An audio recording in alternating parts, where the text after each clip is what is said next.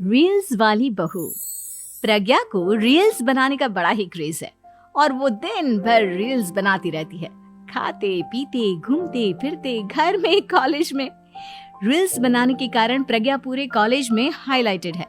जहां उसकी रील्स सभी को पसंद आते हैं, वहीं मनीषा चिंता में डूबी रहती है। एक रोज जब खाते हुए प्रज्ञा रील्स बना रही होती है, तब मनीषा कहती है, एक मिनट भी चैन नहीं है इस लड़की को। ये नहीं कि खाना तो आराम से खा ले, लेकिन नहीं, अरे थोड़ी देर रील्स नहीं बनाओगी तो आसमान नहीं टूट पड़ेगा। अरे मम्मी, इसी को तो कहते हैं डिटर्मिनेशन। तुम नहीं समझोगी ये सब। हे भगवान, इस लड़की को सद्बुद्धि दे। जब देखो तब टेढ़ा बाका मुंह बनाती रहती है। मनीषा की बात का प्रज्ञा पर जरा भी असर नहीं होता और वो खाते खाते रील्स बनाती रहती है। दिन बीतने लगते हैं और देखते देखते प्रज्ञा का कॉलेज भी खत्म हो जाता है। आए दिन कोई ना कोई मनीषा को प्रज्ञा की शादी करवाने का सुझाव दे जाता है। सब ठीक ही कहते हैं, प्रज्ञा की शादी कर देनी चाहिए। अपने घर के काम काज में व्यस्त हो जाएगी तो खुद ही ये रील्स और नाच गाना बंद हो जाएगा। मनीषा और प्रेम प्रज्ञा के लिए एक अच्छा लड़का ढूंढने लगते हैं और तभी विकी का रिश्ता प्रज्ञा के लिए आता है, जिसने प्रज्ञा को उसकी रील्स देखकर पसंद कर लिया था। अगले दिन विकी अपने माता पिता के साथ प्रज्ञा के घर पहुंच जाता है और प्रज्ञा साड़ी पहने हाथों में चाय की ट्रे लिए उनके सामने आती है। जब विकी को पसंद है तो हमें भी बहू पसंद है। बहन जी, आप बारात की तैयारी कीजिए।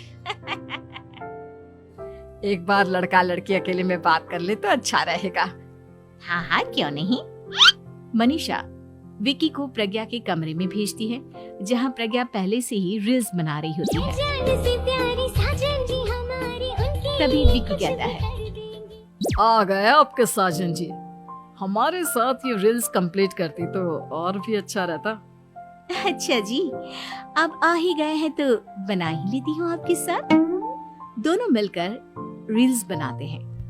जब वी मीट और तुरंत पोस्ट भी कर देते हैं। फिर विकी कहता है, जब आप साड़ी में चाय लेकर आई तब मुझे लगा कि कहीं मैं गलत घर में तो नहीं आ गया। अब सही है। दोनों की शादी पक्की हो जाती है और शादी के दिन भी प्रज्ञा रील्स बनाने से चूकती नहीं। यहाँ तक कि बारात के समय भी नाचते हुए रील्स बनाती है। सभी लोग प्रज्ञा की तारीफ के पुल बांध देते हैं और प्रज्ञा नाचती गाती अपने ससुराल चली जाती है। सब कुछ अच्छा चल रहा होता है। प्रज्ञा यहाँ भी दिन भर हर चीज की रील्स बनाती रहती है। लेकिन कुछ दिनों के बाद जब सुनीता कहती है, बहू, ये रील्स के साथ साथ कुछ काम भी कर लिया करो। वैसे तुझे और क्या क्या बनाना आता है? मम्मी जी, वैसे तो सब कहते हैं कि मैं सब कुछ अच्छा बनाती हूँ, लेकिन मुझे लगता है कि मैं मैगी अच्छा बना लेती हूँ। हाँ, कॉफी भी अच्छा बना लेती हूँ और मुंह तो सबसे अच्छा बना लेती हूँ। हैं? अच्छा अच्छा।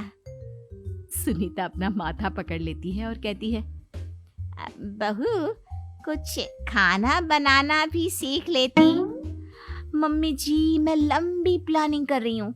जल्दी ही मैं इतनी फेमस हो जाऊंगी कि मुझे पैसे मिलने लगेंगे। हम दोनों सास बहू राज करेंगे, राज। नौकर काम करेंगी और लोगों की तो लाइन लगेगी हमसे मिलने के लिए। तेरा दिमाग खराब हो गया है क्या बहू? हंसी मजाक तक ठीक है, लेकिन इस तरह घर नहीं चलते। जितना जल्दी हो इस घर के तौर तरीकों को सीख लो। प्रज्ञा मुंह घुमाकर चली जाती है और तुरंत उसी वक्त एक रील बनाती है। ये देख सुनीता का गुस्सा 7वें आसमान पर चला जाता है और विकी के घर आती ही सुनीता उसे सब कुछ बताती है। विकी भी अब प्रज्ञा की इन हरकतों से परेशान हो जाता है। तुम टेंशन मत लो मम्मा, मैं देख लूंगा।